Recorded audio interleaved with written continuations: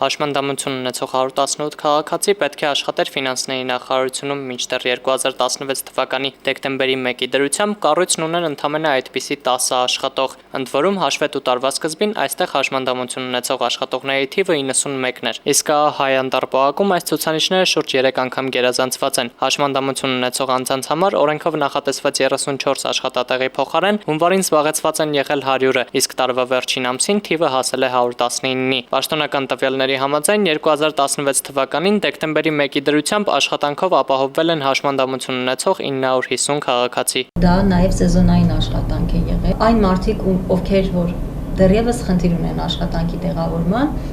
այն մարդիկ, որ ամենաշատն են մեկուսացած, խոսքը վերաբերում է ֆիզիկական, տեսողական,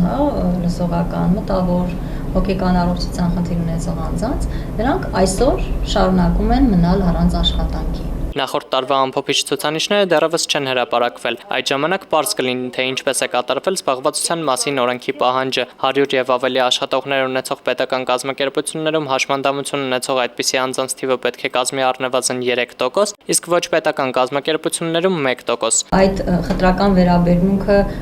հիմնականում ոչ պաշտոնական կերպով է արտահայտվում, այսինքն որևէ մեկ աշխատողին չի ասում մենք չենք կարող քեզ աշխատանքի ընդունել, որովհետև դու հաշմանդամություն ունես, բայց մարդիկ մշտապես դա զգում են եւ իրենք նշում են, որ